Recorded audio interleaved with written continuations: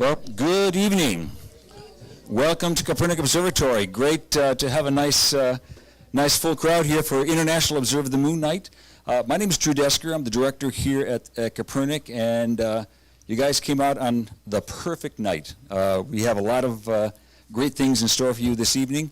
The first of which is actually not the moon, but the International Space Station. It is about to come above the horizon in about a minute. And so what we're going to do is, actually just by show of hands, who here has never seen the ISS fly by? All right, so you're in for a treat. We'll get a chance to see the ISS fly by, and we'll talk a little bit about that while we're outside. If you're watching on the live stream and you're in the southern tier area, go outside. It's going to come out of the southwest, and it's going to go practically above, straight above us. It's what they call an overhead pass. And it should last about better part of 9 to 10 minutes, and then we'll come back in, and we will get our program started. So what we're going to ask you to do is walk in an orderly fashion. We're going to go out the front door, stay on the sidewalk, and we're going to then go to the right. But I would say stay on the sidewalk, not in the parking lot area. So let's head out, and we'll take a look at the ISS.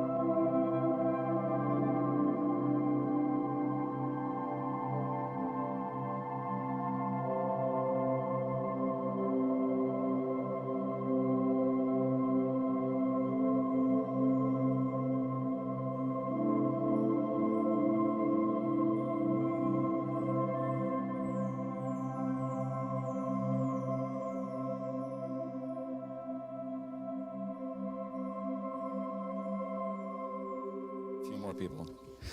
All right. Well, we are at, believe it or not, this is actually our 50th year of being an observatory and an informal STEM education facility. We are very, very excited about this. We've had a number of activities. One of the activities that is coming up very soon is a 50th anniversary gala. This will be down at the Doubletree Hotel. It'll be on Saturday, October 5th. We'll have a reception where people can come and look at some of the memorabilia of when it first opened up. We'll actually have some of the founding members will be here this that evening.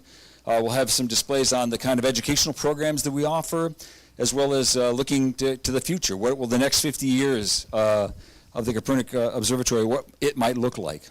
We'll then have just a fantastic dinner and a number of speakers, but one of the speakers actually spoke here a few years ago, and that's Dr. Stanley Whittingham. He is the Nobel Prize-winning chemist who is a professor at Binghamton University. And so he's going to talk about his path and what got him inspired to choose a STEM career. And so you can actually go to our website, and so if you actually go to the website and click on this 50th anniversary drop-down, it'll take you to right here, and then you can learn more about the 50th. You can get your tickets, and you have to register before or by September 26th. So take a look at your calendar. It'll be a great evening, and I look forward to seeing you there for that. Again, what we do here every Friday night is offer an opportunity for the public to experience a talk on some aspect of science and technology. It's not always about astronomy, although tonight's program actually happens to be. And then afterwards, if it's clear, like it is tonight, we'll invite you to go out and look through our scopes. We'll have we have scopes in the domes, but we'll also bring some other scopes out, so you can take a look at what's up in the sky. Of course, the moon will be up there tonight, but Saturn will be up a little bit later, and we'll look at some other satellites fly by. But anyway, we're very fortunate to have just an outstanding staff, education staff here, and one of which is our speaker this evening, Jenny Cartie. We call her our Livestream Astronomer, and so she has done a number of our Livestream programs. We've done a number of observing programs where we've done some solar eclipses. We've done a number of lunar eclipses, as well as reaction sort of watch parties for various launches when local astronaut Doug Hurley and astronaut Bob Behnken were the first astronauts to launch on the SpaceX Crew Dragon. We live streamed that and had sort of a watch party, and the chat that was going back and forth was it's a lot of fun. And a few years ago, we actually had a lunar eclipse that we did, and at one point we had over 25,000 people on our live stream at the same time, and the chat was flying by like a CVS receipt, and people on there were saying we left the NASA's live stream because we like yours better. So and what's also great about our live streams is it's on our YouTube channel, so you can go back and you can look at those previous live streams. So you could actually look at tonight's program tomorrow morning. And again, I want to welcome those watching on the live stream this evening. We have people literally from around the world. There's usually a person from Adelaide, Australia, who plugs in, and so I think she's watching or having her breakfast right now, and on Saturday morning. But anyway, we are going to get us started here on International Observe the Moon Night, and so Jenny, it's up to you. Okay. Ooh, that's loud.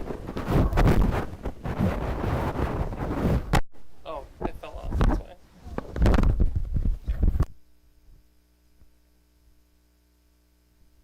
Okay. That should be better now. My mic fell off just as I stood up. All right, so let's bounce over to our show here.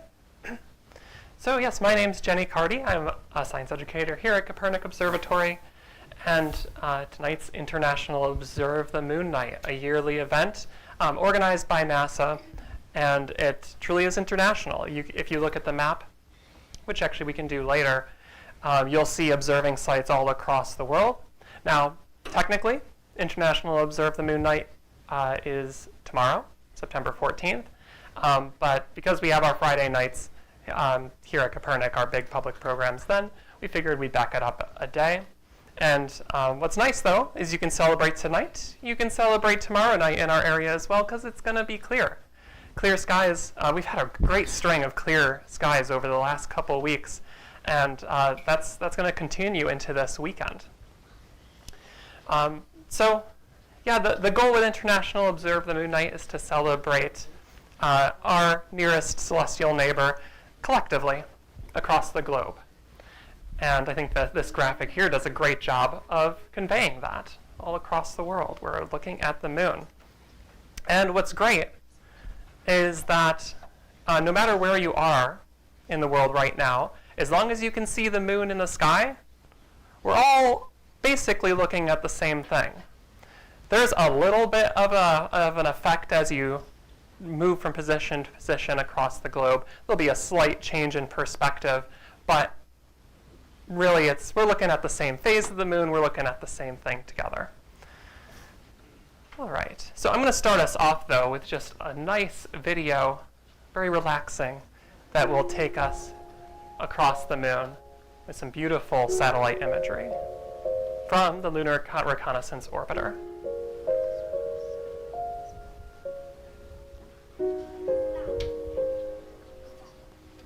You know, we'll even turn off another set of lights here.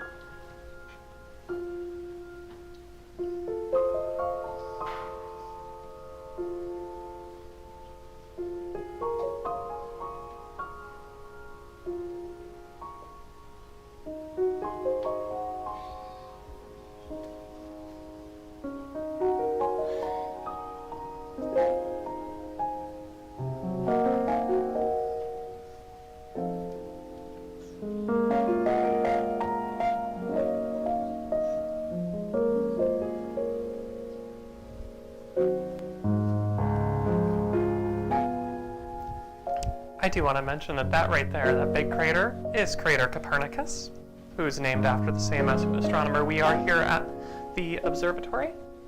We use the Polish pronunciation Mikołaj Kopernik. Nicholas Copernicus is the English pronunciation.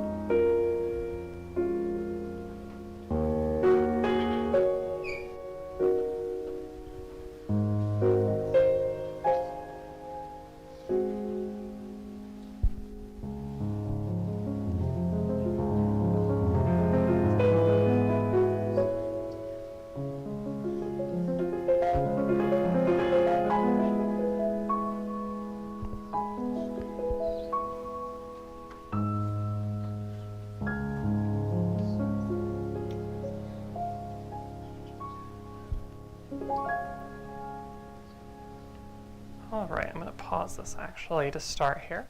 We're going to scrub through a couple of things in this video. To start, oh yeah, there's crater Copernicus again, which will be nice and visible tonight through our telescopes. I was observing it last night. And what you'll notice a lot where they focus the attention in this video across the moon, they're not looking at the super bright areas, the very sunlit areas of the moon, because you're not going to get as much contrast there, as much detail. It's going to be really overexposed and bright. A lot still visible, but the best place to make out detail across the moon is along the terminator, where the sunlight meets the shadow of the moon. And that's where you'll get a lot of nice contrast on these craters. And that's why International Observe the Moon Night does not take place during a full moon, because you're not going to be able to make out as much of that crisp detail. So that's where you'll want to focus your attention when you observe the moon later after this show here. Look where the shadow meets the light, and you'll see those craters really pop out nicely. So Copernicus crater is pretty close to the terminator. It's kind of moved into the more direct sunlight over the last day or so, but there may be still a little bit of shadowing on that to take a look at. But the nice thing is the moon's so heavily cratered that there'll be lots to look at along that path.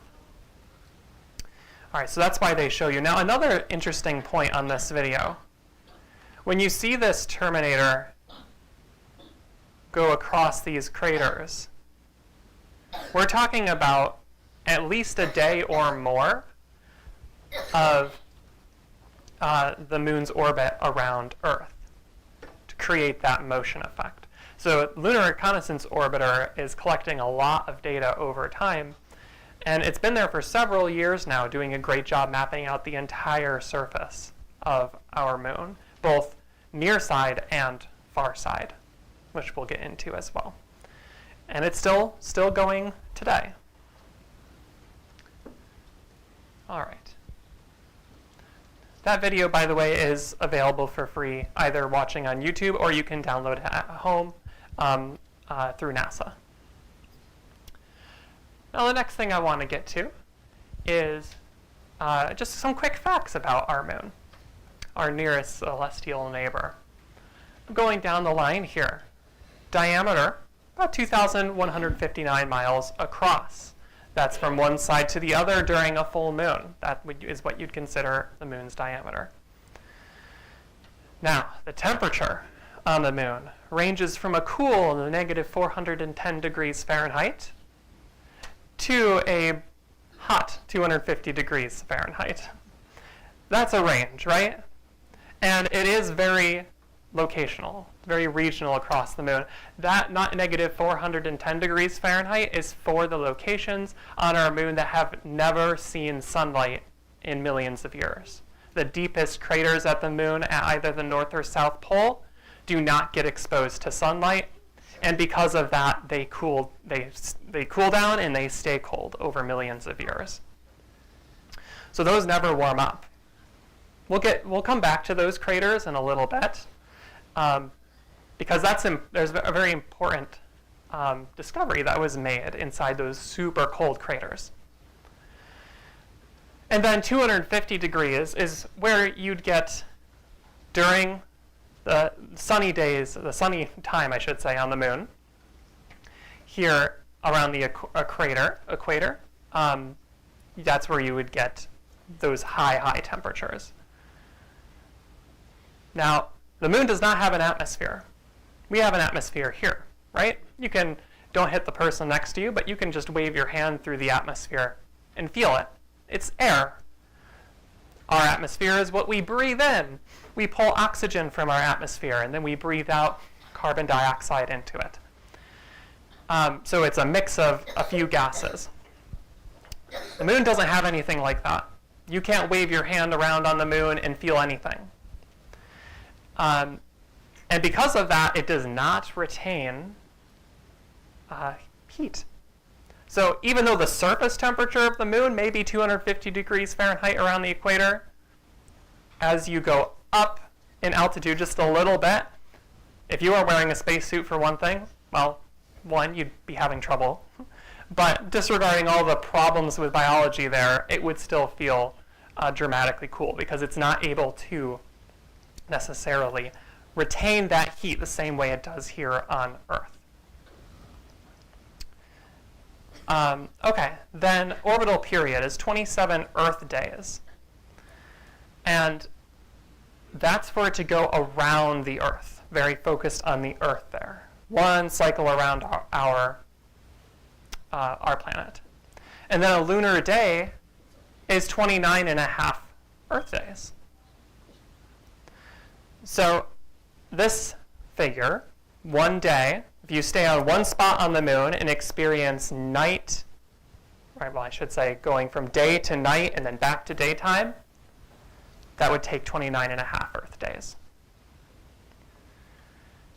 And the reason why this is longer than something like the orbital period is because the Earth is also going around the sun, right? And if it's light that's driving this number, every time the Earth goes around the sun a little bit more, the angle of the light changes, extending that out for our lunar day. So that's why these are not quite aligned. It's because the Earth is going around the sun as well. Oh, and also I would like to mention too, this picture here on the right was taken through our 6-inch refractor telescope at Kopernik. So that shows you just the power of our large refractor telescope that you will be viewing the moon in tonight if you haven't already. All right. And that's around a similar phase to where we are this evening. Okay, we talked about the diameter of the moon, but that number only gets you so far. Maybe you've traveled 2,000 miles in one sitting. That's quite a distance, but maybe you've done it. That does help you scale things a little bit in terms of time. But let's just model this now. So we have our view of the Earth here and the moon next to it. Those are to scale. You can fit just a little more than 4 moons across Earth. So 4 moons across Earth, another way to look at this is you can map the United States from west coast to east coast on the moon. And that's close to the diameter. Notice it's a 3D projection. So there's it's not quite perfect, but if you 3D map it onto the moon, that is correct. So that gives you a sense of scale. Going from west coast to east coast on the moon, at least from the near side, it's just about the same thing as going from west coast to east coast across the United States. All right, so there's a little bit of scale in action. Now, I've talked about near side and far side. The near side of the moon is the side that we always get to see here on Earth. We never get to see the far side. Ooh, that's a good question. So, from our view here on Earth, we never get to see the far side because the moon is locked as it goes around our planet. As it orbits around, one side always faces us. Another way to think about this is that its period of orbit around our planet is matching up with that rotation of the moon. The Earth does two things, right? As it goes around the sun, orbits around the sun, it also spins. The spin is what we experience our day and night. The Earth is doing the moon is doing those two things as well, but they're synced. Our orbit takes 365 days, and it takes 24 hours, right? The moon, it's similar. It's rotating and orbiting synchronized. And because of that, we call that tidally locked. One side will always face towards our planet. We won't ever get to see the far side if we're on Earth. Now you may ask, okay, how are we able to know what the far side looks like then? Well, that's the power of spacecraft. Sending out satellites, robots out into space, just like the Lunar Reconnaissance Orbiter is doing right now, allows us to map out the far side of the moon, to get a full view of it. And what's interesting, though, now that we have that figure, and I also want to emphasize there, with the far side, that it's not we don't call it the dark side of the moon, right?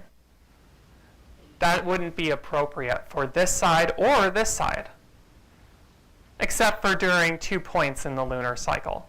During new moon, we can't see the moon in our sky. So the side that faces us is in darkness. It is in full shadow. That happens on the far side, too, during our full moon. It's always in shadow during a full moon. But this is the appropriate terminology. Near side, side facing Earth, far side facing away from Earth. And we notice some things about our view of the far side. It's very different, isn't it? The colors, the grays, the blacks, the whites, there's a lot more dark material here on this side of the moon than there is on this side. Now, I can't give you an exact reason as to why that is. There are theories as to why that is the case, why the two sides of the moon are so different. It could have had something to do with its formation. It could have had something to do with an impact happening early on. But we don't exactly know yet. It's going to take more time to study the moon to understand why these two sides are so different. But it is an immediate observation we can make for the side that faces us, that we have these dark areas. And we'll get to what those are once we get to our map next. Actually, after this slide, I believe. So now let's focus on lunar phases as we run down this quick overview. We have, just going through the phases themselves, a new moon is the start of the lunar cycle. This is the 29.5-day cycle. Okay, so new moon is where we start. Then we get our crescent moon in the sky, a waxing crescent. Waxing means you're adding light to the moon day by day. You're getting more and more light across, more visible on the near side.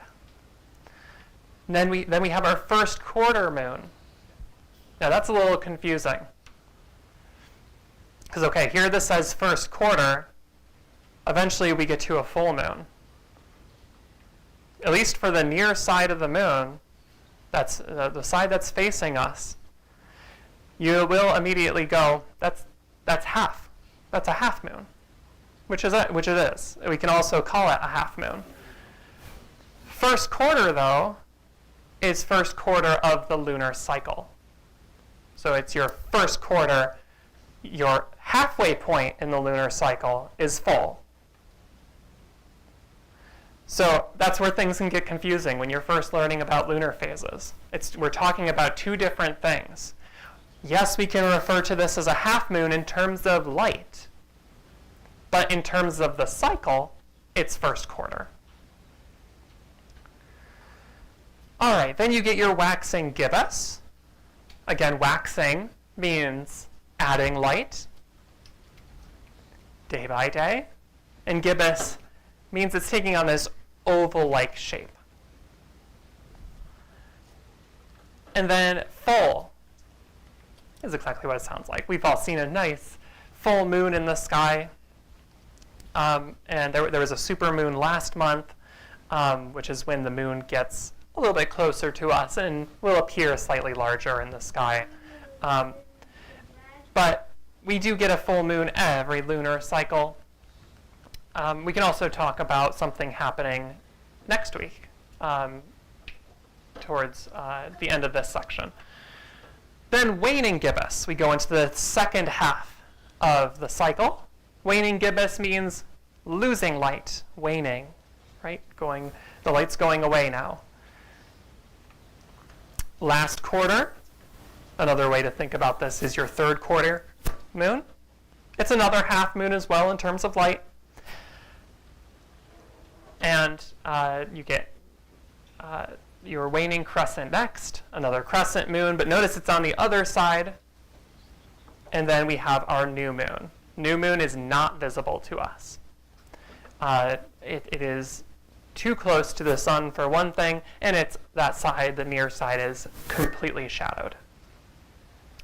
The only time you can see the new moon is during a solar eclipse, which regrettably we really didn't get to see much of here on April 8th because of our lovely clouds. But during solar eclipses, that new moon is passing in front of the sun. And when you look at it with your eclipse glasses, you see it shadowing the sun. And if you're lucky enough to see a total eclipse one day as well, you'll see that effect. And then the corona around the new moon. Okay, so that's the lunar cycle. And I also want to show you up here, this is showing you as the Earth orbits and as the moon orbits through this cycle, you get to see the position of the moon and how the sun is illuminating it.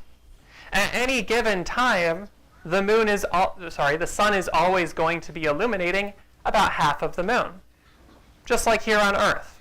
It's what gives us day and night as we rotate once in every 24 hours. Same thing with the moon, but there is also one exception to this as well, with lunar eclipses. If the sun, Earth, and moon are lined up just right, you will get a lunar eclipse of some kind. The best ones are total lunar eclipses, where the moon fully enters the Earth's shadow. And in that case, the moon will be fully shadowed on both near side and far side. Okay, so that's an overview of our phases. We can watch this video here we won't watch the whole thing because it's like from January up to this current moment. But it's showing you, for our near side facing view of the moon, the lunar cycle over time. So here it is January of this year, and you can see it cycle. You can also see its position around Earth up here.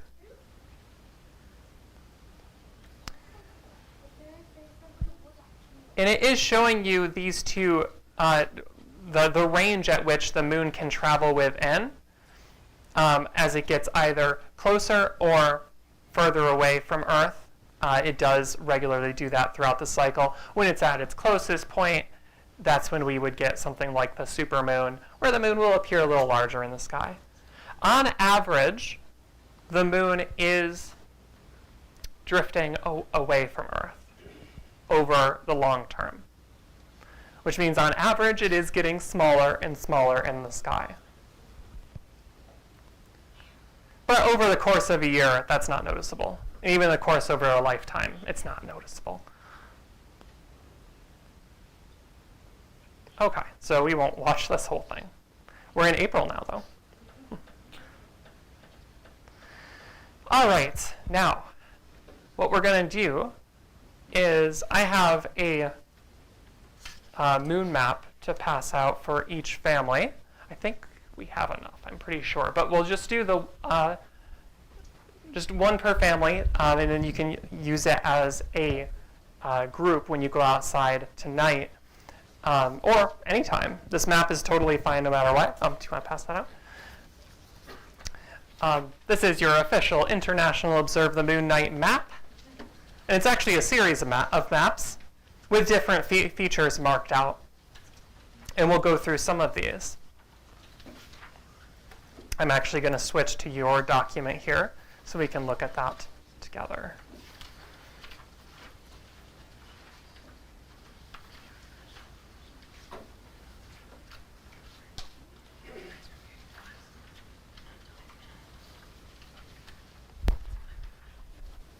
And I'll wait just a moment for everyone to have theirs.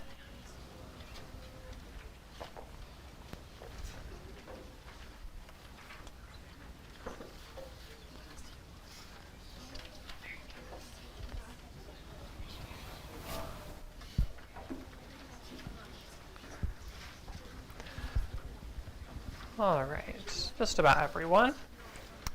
Okay, so this first page of your map is what we're looking at right now. This is a map for the northern hemisphere. There is one for the southern hemisphere as well, and all that does is it turns the moon upside down. Yeah, so we're thinking places like South America and Africa in the southern hemisphere. So there's not one in your map, but there's one you can download online if you wanted to see how it flips the moon. Okay, so do we have a question somewhere? Oh, yes. The moon was actually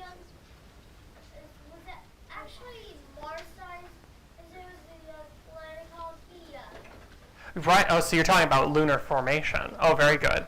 Yeah, let's jump into our map here. And the first section of our map is talking about the lunar seas, or maria. Now, this mare is translating to seas. This is Latin. So I'm not going to read the Latin necessarily. I think I will struggle through that. Instead, they do give you the English name for each of these. So that's what we'll refer to.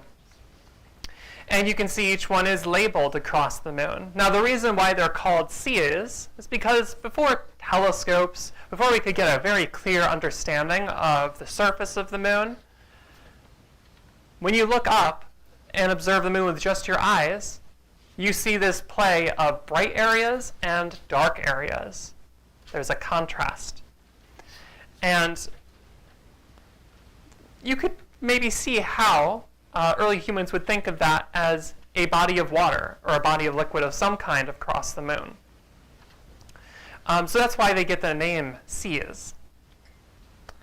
So as we go down the list here, if we just start with A is up in here, this dark region, and that's called the Sea of Cold, which would make sense. That's up towards the North Pole, and things are going to get colder, just like here on Earth. There's your A label. Let's bounce around to some of the big ones, though. The next one's big, is B, which is the Sea of Rains. This is a big region. Now, what these seas actually were at one point, not anything humans ever observed with their eyes, but the evidence is there for these once being lakes of lava across the surface of the moon during major impact periods. And so it's mostly made of lunar basalts. Basalt is something we find here on Earth, and it's a type of igneous rock. Okay, letter C, down here right near, this is crater Copernicus, by the way, this one. Big impact zone. And that one is the Sea of Isles, this region. We'll look over here to the eastern side. I is the Sea of Serenity. J is the Sea of Tranquility. Maybe if you're, that might ring a bell in terms of Tranquility Base during the Apollo era. We'll get to those as well. L is Sea of Fertility. M is Sea of Crises. H is Sea of Vapors, and so on. So those are the biggest features on the moon that you will see with your eye. If your eyes are really sharp, you will see some of the bigger impact areas, like crater Tycho down here. You can see these impact zones have major ejecta lines. If you were making craters in the other room, ejecta is what gets thrown out during impact. As your meteor comes down and smashes into an object, it throws up a bunch of material around it. And that you can see that all across the moon, out here as well. Over here near Proclus crater, there's another batch. Okay. All right, let's scroll down. This shows you another view of the zones to show you their entire surface area. Just talking about the seas again, it's another way to look at it. Next one is your lunar landing sites. So where the Apollo astronauts landed on the moon. And it's numbered by Apollo mission. So Apollo 11 all the way to Apollo 17. So they landed in the Sea of Tranquility, which is why they referred to it as Tranquility Base. So those are the lunar landing sites. The Apollo missions went from 1969 to 1972, was the last one with Apollo 17. And since then, no human has explored the moon. 1972 was the last time with a human officially touching down. But that should change within this decade.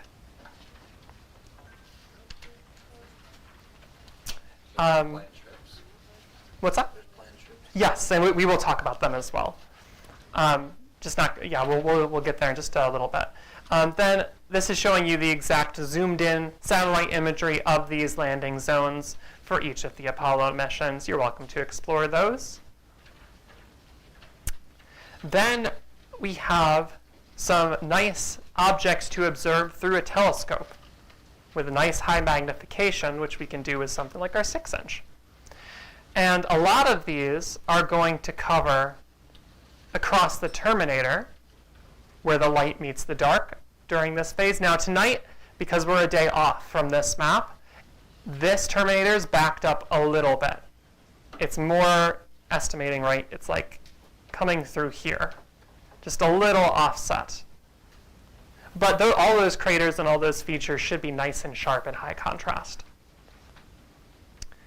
So it lists these right down here. Some of the craters, like Tycho crater, is a great one to observe tonight. Crater Copernicus, like we mentioned as well, you can look at that. So those give you nice satellite views of each of those as well. So those are some kind of scavenger hunt objects you can look for in our telescopic views this evening. Okay, so that map is yours, and you can use it both. The mare you'll be able to do almost visually with just your eyes. You can accomplish that even better with a telescope. And in fact, let me see. Yeah, we can do this. Let's see what I had in the next slide. Okay, yeah, we'll do these next two things, and then we can compare our map to a current view of the moon. So there's two resources that I want to show you. It's called NASA Eyes on the Solar System and Moon Trek from NASA JPL. And they are completely browser-based. So this is NASA Eyes on the Solar System. It's not just for lunar observing. It's also for anything out there in our solar system, including missions that are currently active. So that's what's fascinating about Eyes, is that you can tour around on the moon and look at the surface features. It's not perfectly high resolution, but you can zoom in a fair bit and take a look at all the craters and the seas. What is very neat about this is that you can look at current missions around the moon, like the Lunar Reconnaissance Orbiter. So if we click on the LRO, we can see its live location in orbit around the moon. And you can see what the spacecraft looks like. You can also see where it's going next if you travel through time. We can get the clock moving and we can watch it orbit. Now what's so cool about Lunar Reconnaissance Orbiter is that it continues to get closer and closer to the moon. Which means as it gets closer, it can resolve more and more detail. It can get a better and better image of the surface. So it's truly the mapping out the entirety of the moon, and you can zoom out and watch it go away. If we wanted to increase the rate, we can get an even bigger picture of the path it's taking. See how it moves a little bit each time. It's not quite the same orbit, and that's what it does. It just circles and circles around the moon, getting better and better pictures. Can I say something? Sure, go ahead. The moon has its own orbit. You know, like it can spin stuff around itself. Yeah, like the spacecraft here. Yeah, so you can put things into orbit around the moon. Absolutely. That's not the only one that's in orbit either. There's also this satellite here called Capstone, which is a little cube satellite. They're pretty small. They're about this big. And this one's way far out. And I think it got there in 2022. And yeah, they're saying here, lunar orbiter that will test and verify an elliptical orbit for the Lunar Gateway space station, which is part of the Artemis program I'll talk about in just a couple minutes. Okay, so that's eyes on the solar system, lots to explore there. There's also Moon Trek.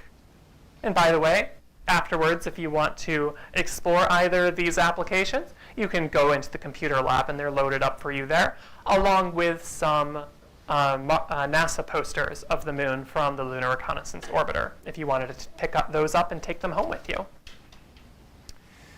Okay, so let's go next here. It's going to tell us. We're just going to exit out. And this is based on LRO data. So what's great about this, if you've ever played around with like Google Earth or anything like that in the past, then this is along the same lines. So if we zoom in here, we can get really crisp, clear views of surface features like Copernicus crater. So there's a nice detailed view, even better than what you could get from our telescopes here, because this is all based on satellite data, very close up to the moon. And you can tour around and see some of the other crater features here.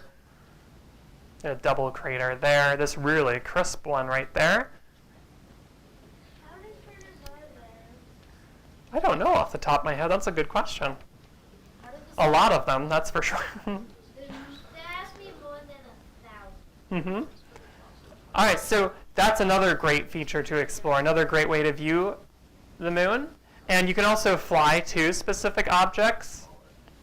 Like if I wanted to go to Proclus crater, I could search for it there, and we could see that other crater I mentioned earlier, that kind of three-pointed star crater from the ejecta lines. That's right there. How did the seas get their names? And it's another good question I'm not sure of. Some of them would be based on their location. Some of them are based on their size, I assume, but I don't know the exact reasoning for each. It does go way, way back to early storytelling, because humans were able to see the crater, the mare, the seas from early on. Okay, so you can search. You can also change your base maps. You can adjust layers. It's very similar to how you could utilize something like Google Maps or Google Earth. So those are two other resources to jump into. And the next thing I had, I won't even bother going into the slideshow, is a live view of the moon.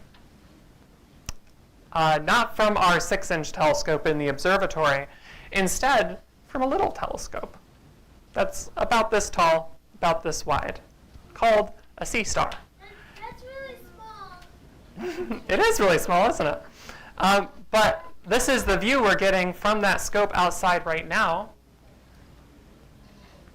And unfortunately, I won't be able to make this any bigger because it's a mobile app running on my laptop. But what I can do is I can zoom in, at least, within this frame shot we have.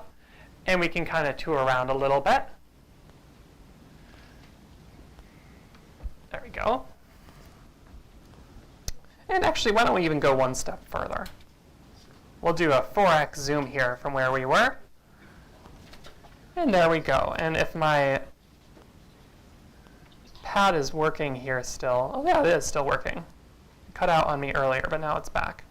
So we can tour around on this view of the moon. And when I move this view with my direction pad here, the telescope is currently moving right out front there. And we can tour around to the seas. Let's go to the Sea of Tranquility. Whoops. It's getting away from me here. There we go. So right here is our Sea of Tranquility.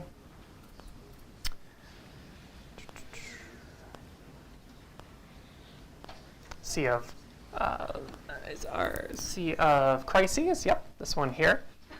Here's that Proclus crater. We can go down to crater Tycho. Oops, scoot over a little bit there. There we go. Crater Tycho, this big impact zone. And then we can also tour around the Terminator, because that's where you get these really nice shadowed craters. Oh, come on, scoot over. There we go. So there's North Pole. And now I just want to quickly show you the South Pole. Now we can't see the entire South Pole, only the near side where crater Tycho is. But that leads us into the last part of our show, which is talking about the next landing on the moon. Next human mission to the moon. So let's jump in here. So, our return to the moon. And we're kind of entering a new era of another space race, where countries, not just countries, but also companies, are playing a role in getting back to the moon. And in the way NASA sees it, our space agency here in the United States, they very much see the moon as a pathway to Mars, getting humans to Mars. So here's a concept of the lander. This lander NASA has commissioned SpaceX and partnered with them. So this is based on the SpaceX Starship, which there is a model of in the back there, a 3D model. The rocket on the right there, the gray and black rocket, that is SpaceX Starship. So you can see how big that rocket is if you look down at the astronauts below and the lunar rover there, just how big and tall that rocket is. And there's the Earth in the background. Okay. So that's the Artemis logo. And again, you can kind of see how it kind of lays out the mission ahead. You have the Earth as this blue arc here. You have this red pathway representing the pathway to Mars, going to the moon. So that's the idea. Getting back to the moon is another step towards getting humans to Mars. And also, there's a lot of interesting science still to study on the moon. And there's oftentimes there's nothing better than sending experienced scientists, even geologists, to directly explore the surface. So the first stage of this Artemis mission, the return to the moon, has already happened. Artemis 1 launched November 16th, 2022, almost 2 years ago now. And this was a 25-day uncrewed flight test of the rocket system and Orion capsule designed to launch people off the Earth to the moon. So this is the rocket here, and the Orion capsule is the payload and where the astronauts, that's their habitat on their way to the moon. That rocket is also in the back there. It's the orange one. And so it's that combination. Orion spacecraft and the Space Launch System is the orange rocket. So this launched, and it was successful. They successfully launched Orion out to the moon, and it came back and landed safely. No humans aboard, though, because when you're testing rockets, ideally you don't want to test it with people yet. There's too high of a risk when you're launching a new rocket system. So there were astronaut models in there that were designed to measure the launch, the effects on the human body, and to get some data as they prepare to send people aboard this rocket. So Artemis 1, that's the patch for that mission. Our return to the moon will be different than the last time. We highlights plan from to it. explore more of the lunar surface and The learn Space how Launch to System live. is now counting down to liftoff of Orion on its maiden voyage to the moon. And here we go. Hydrogen burn-off igniters initiate. 7, 6, 5. 4-stage engine start. 3, 2, 1. Boosters in ignition.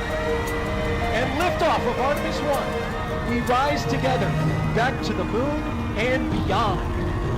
And at the time, this was the largest rocket We're all part of to something launch incredibly since special. Saturn V, The first rocket that launch took astronauts of to the moon Artemis. during Apollo.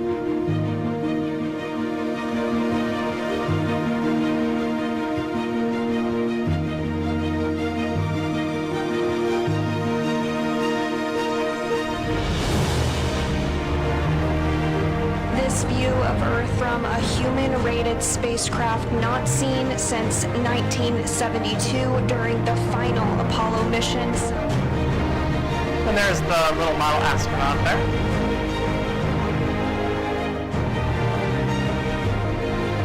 Gorgeous views that were collected on this nearly month-long mission. Distant retrograde orbit. We're going to be about 38,000 miles away from the lunar surface. We're going beyond anywhere we ever Such went a great for shot Apollo. there. Nice view of a crescent Earth. The Orion spacecraft is barreling its way back home after circumnavigating the moon and beyond in an elliptical distant retrograde orbit. And Splashdown.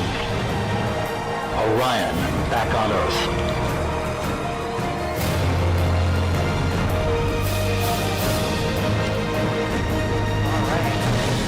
those are some highlights from that mission. All of those pictures you can look up online, some brilliant images there. There's a little on the Space Launch System, so showing you the different stages.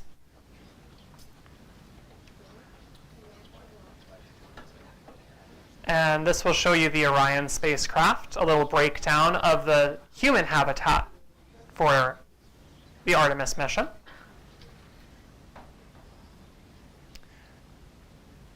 I believe it's the glass cockpit that was built by Lockheed Martin in our area for Orion.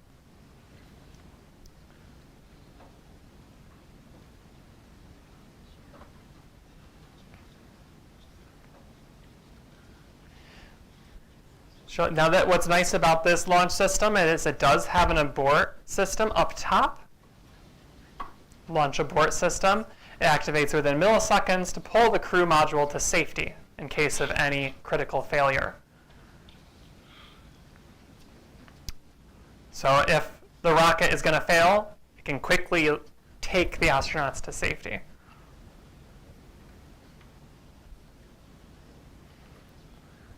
All right, so that's a breakdown of Orion. Artemis 2 will be the first crewed flight test of the Space Launch System. So this will have people aboard. Now, this says 2024.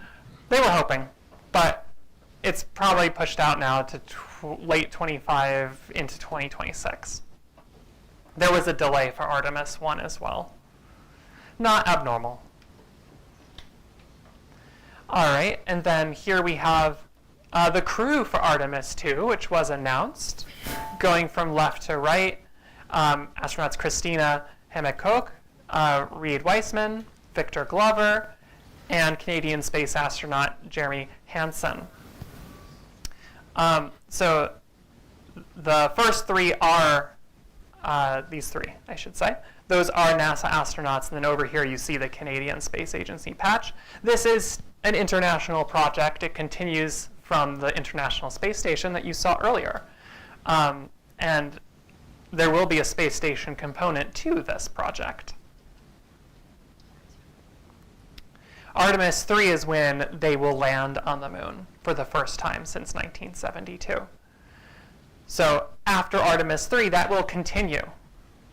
And again, this is looking more 27, 28 now and beyond.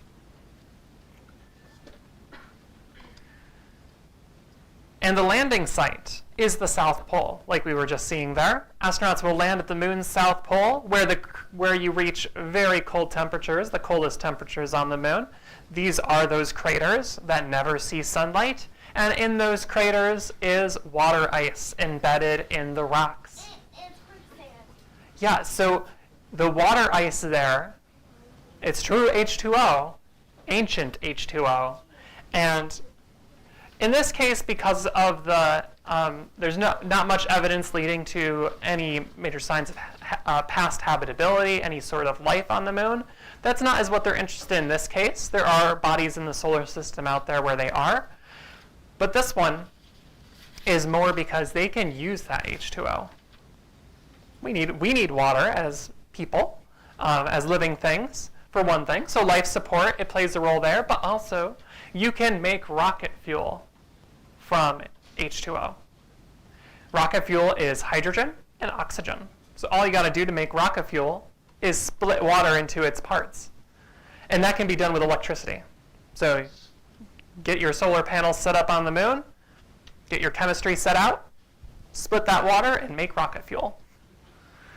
And that's critical because you won't have to take that fuel with you. If you are able to plan and prepare infrastructure on the moon that can safely and successfully generate rocket fuel, that's a lot of weight savings and a lot lower cost sending astronauts to the moon. Very exciting. Are you supposed to use the solar panels if the South Pole doesn't receive any light? So it does receive some, depending on where you're set up. And that is that is a challenge in and of itself. You can see some light being casting on these edges of the moon. The reason why these craters don't experience sunlight is because they're so deep. But it is true that you don't get as much sunlight at the poles. Just like here on Earth, it's more indirect sunlight. It's not like when you're at the equator. That's part of the reason why it gets so hot is because that sunlight is directly cast at the right angle. So that is true, but there is still some sunlight there, just not in the craters themselves. So you're gonna have to transport that H2O around. All right, Lunar Gateway. Home. Is the space station. Oh, hang on. Actually, that one's not real anymore. We're gonna get rid of that one. Sadly, Viper rover got cut from the budget. Home. For me, home is where my family is. But there have been times in my life where I was called away from my family for extended periods of time. While I was serving in the Marine Corps, it was hard to be away from my loved ones. But thankfully, I had my squadron family, but other places where we were stationed around the globe became a temporary home. Then, in 2009, I launched the International Space Station, traveling even farther away from my family. Conducting science 250 miles above the Earth, the space station was an orbiting home for my crewmates and myself. Talk about a room with a breathtaking view. With Artemis, NASA will send the first woman and the first person of color to the moon. We are going there for the benefit of all here. We'll need a place to orbit around the moon, where we can live and work, a place to get ready for our lunar surface expeditions, and a place to return to when our work on the lunar surface is complete. We need a lunar home away from home. This will be the Gateway. Starting with the power and habitation modules, the Gateway will be the first long-term outpost in lunar orbit humans have ever had. Primed for new discoveries, this orbiting laboratory will provide us with a unique view of our solar system. And it's already becoming a beacon for the future of international and commercial cooperation in space. With increasing capability and longer missions over time, the Gateway will be a powerhouse of technology and science, paving the way for future human missions to Mars. Design and fabrication of Gateway elements by NASA and our international partners is well underway around the world right now. Wherever you are on planet Earth, today you are part of the Artemis generation. I'm NASA astronaut Randy Bresnik, and I invite you to join us by following NASA Gateway on social media and telling us where you call home. Okay, so Lunar Gateway is another component that will launch post-Artemis 3 as a space station for lunar missions. It will be that hub and a habitat in orbit around the moon. And we saw that path based on the Capstone satellite. That was the test path using the CubeSat. Let's see, I think we'll skip this here. Just as even more advanced jump into where this could go in the coming decades, they are looking at how can you make habitats, safe areas on the moon to live within, and that can be accomplished with 3D printing, 3D printing lunar bases. There's technology being tested here on Earth right now. In fact, a recent test mission with people that were inside a 3D printed habitat here on Earth for a year. They tested that habitat. And so that's being worked on and studied here on Earth right now, and may eventually make its way out to the moon or Mars into the future. Okay, we'll skip that too. So that's a look at our moon, celebrating International Observe the Moon Night. What's to come in the future? I am happy to take any questions if you have them. Before we take those though, we would bring the mic to you. So just raise your hand, and we'll bring a mic to you if you have questions. And that way the live stream can hear you. All right, we got it. Any questions? We have one back here. Okay, so my question is what planet are us humans going to live on? Are going to live on in the future? Oh, that's a good question. Yeah, I think if there's one that NASA is certainly targeting right now, it's to get humans to Mars. If only for short duration missions at this time, meaning, I say short duration, you're traveling there 6 months, so you would at least want to be there for a month. But the trick is, how do you get all the life support, all the food that you need, all the water you need, the fuel you need to get back off Mars? That's all being worked on, and part of that is exploring the moon again first. So yeah, great question. I think the next place that humans would go would be Mars. That's the next target. But there's lots of places I'm sure we'd love to explore as our technology advances. All right. Now then, any other questions? Oh, right here. Will the Earth soon come to like an end, like the sun, will soon explode or something? Oh, thankfully not anytime soon. No, that will happen in a way, way distant future, where the stars have a life cycle, and our star, being an average star out there in the universe, eventually, about 5 billion years from now, it will be expanding. That's a long time, though. We have nothing to worry about on that front in our lifetimes. All right, we got another question over here. Where do astronauts sleep? Oh, where do astronauts sleep? On the space station that you saw fly over earlier, they have little cubbies in one of the hubs. And there are quite a few astronauts up there right now. So they do have to schedule when those can be utilized. But yeah, they're little cubbies. And what's great about sleeping in space, when you're in that microgravity, zero gravity environment, you can sleep whatever way you want. There's no up, there's no down. You can be upside down, at least where there's really no direction. So yeah, you can sleep whatever way you want. To secure themselves, so they're not just like floating around inside their little cubby. They have sleeping bags that are basically Velcroed to the wall. They just put them on and they stay secure throughout their night. So we had at least one question on the chat. So give me a second here. There's a question. Why haven't we ever returned to the moon? Why haven't we returned to the moon? It's a good question. It's heavily involved with politics of the time. I'm not going to take a huge deep dive into that aspect of it. Politics are a reason. There were a lot of things on people's mind at that time as well. And after that 1972 mission, it just kind of fell out. There's actually an interesting series, and it's not one for kids, mind you. But for the adults in the room, it's on Apple TV, I think. It's called For All Mankind.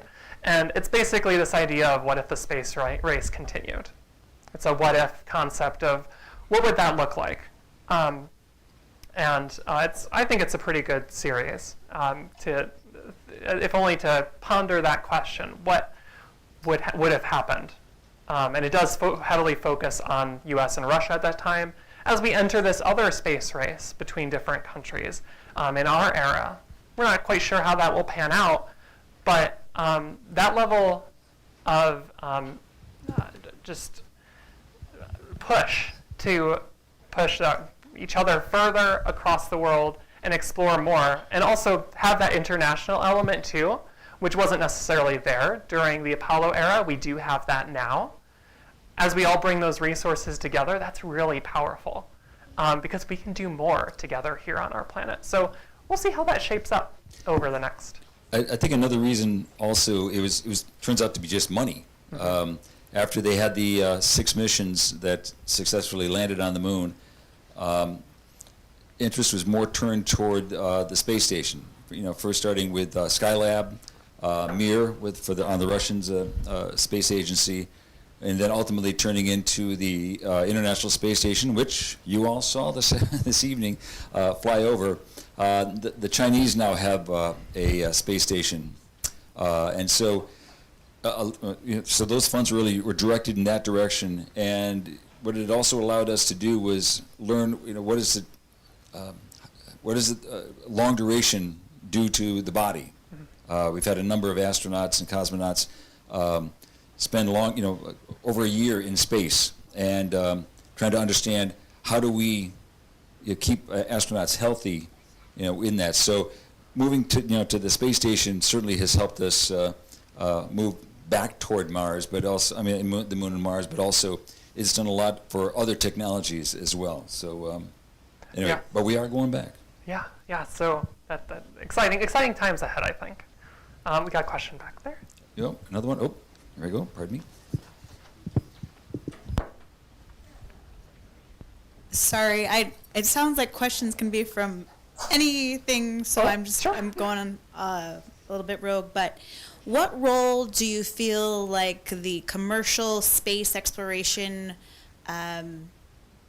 companies are having on the direction that NASA and the other international, like the national agencies have? Yeah. And is there collaboration? Do they share information with their... They do, yeah, they certainly do work together. Like just taking SpaceX And I guess the two that have partnered with NASA the most at the moment are SpaceX and Boeing. And if you have paid attention to some of the current events involved with Boeing Starliner, which was the human-rated spacecraft designed to send astronauts from Earth to the space station, over the last few months, they sent astronauts up. The spacecraft was showing some problematic signs, and they did not think it was safe enough to bring them back in that spacecraft. So Starliner has returned. It did return safely and successfully, but NASA did not want to take the risk with the original readings they got during the flight there. So that's like one major current event in that space, and we still yet to see how that shapes out. We do know that SpaceX will be returning those astronauts early next year when they launch that's Crew 9, I think, right? Yeah, Crew 9. Yeah. So that's like a major current event that kind of shows what's at play here between NASA, a government agency, versus these companies that are assisting and partnering with NASA. But they also now are doing their more independent projects. And SpaceX in particular just had their first private spacewalk. And that's a major step for the commercial side of this industry. So there's no denying that they are making some major advancements. Their SpaceX Starship, if that is safe and successful, it's going to be a pretty tremendous rocket that is potentially fully reusable. When it returns, the idea is just to keep having these rocket launches go up. There's more rockets launching than ever before, more stuff going into our orbit before. That's not all positive either. There are a lot of negatives associated with this too. The Starlink satellites are really starting to fill up our skies. We see them quite frequently here. So yeah, there's a lot at play, a lot to talk about there too. But they are partnered. They also are doing independent projects. And probably the biggest thing that SpaceX and NASA are working on right now is the lunar lander that will take astronauts to the moon and land on the surface during Artemis. All right, another question over here. How do astronauts drink if there's no gravity? Oh, in a really fun way. I definitely recommend looking up some videos. Now, you can just drink through a straw. That's fine. But I know if I was up there, I would totally do what you see in a lot of these videos, which is you basically just like squirt some water out of these little pouches that they have. And when it releases from the straw, it's this little orb that floats around in that microgravity. And you can just scoop it up in your mouth. Eat it, basically. So look up some of those videos if you haven't. They're quite fun. That's I would say the recommended way. Just to eat your water orbs. Right, we got another question here. Yeah, I had a question. You had mentioned there's water inside of those craters on the moon. Mm-hmm. Is there like any plan to extract that water and perhaps study it? Or even is there a plan to have like water be a sustainable resource on the moon? Yeah, so that discovering that water in those deep craters, there's lots that you can do with it. There's lots of interest in it. It's an interesting kind of water, though. It's effectively crystallized water embedded in rocks. It's almost, you can almost think about it like an ore, like iron ore here on Earth.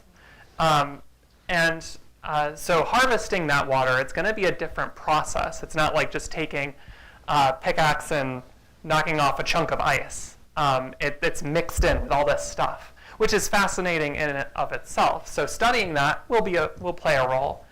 Harvesting it is another big option, and it's not just the U.S. and NASA that are studying that right now. There's a rover from India that's there at the moment that has studied those craters, and there's all sorts of missions that are planned and being sent to the south pole of the moon for that exact reason, to study that more and understand it better. Mm-hmm. So to that end, you sort of see that as well on the International Space Station, is they recycle water.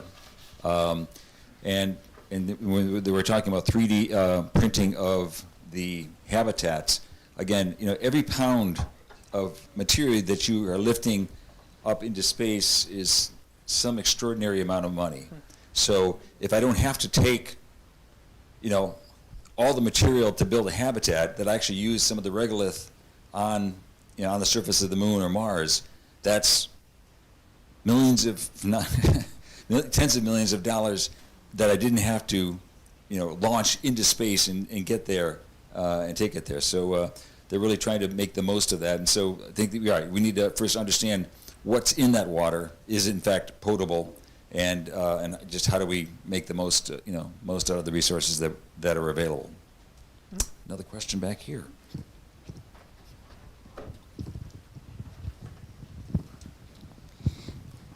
How was the moon formed?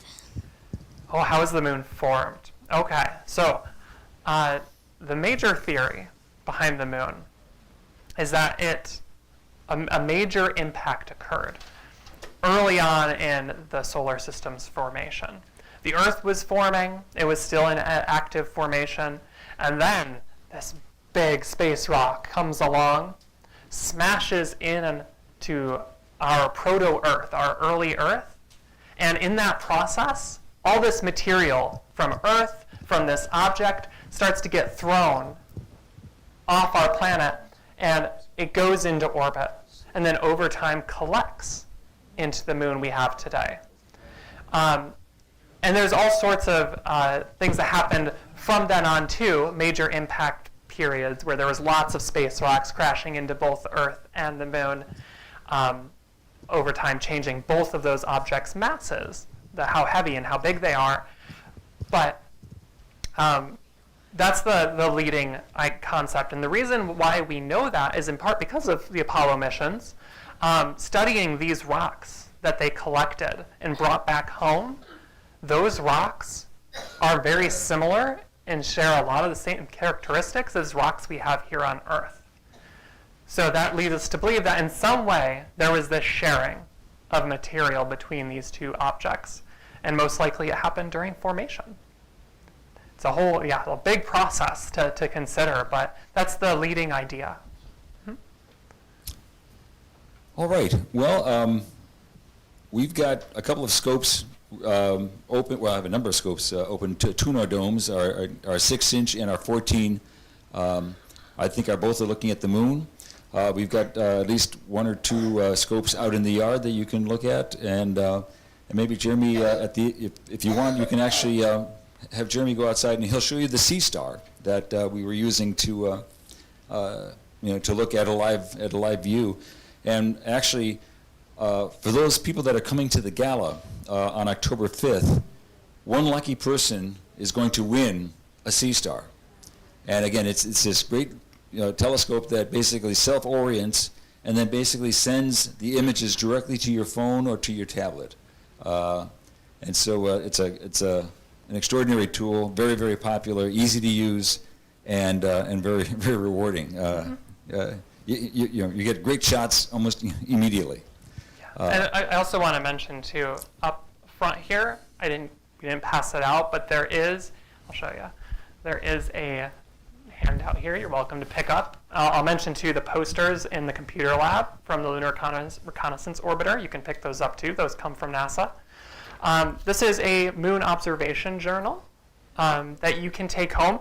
It's not something we could do tonight because we only have one phase of the moon. You can fill out one of these for tonight, but then you take it through the month and you see how the moon changes, drawing in the shadow. And you can draw in craters too each night and seas if you want. But feel free to come up on as you head out. You can come up and grab one of those as well.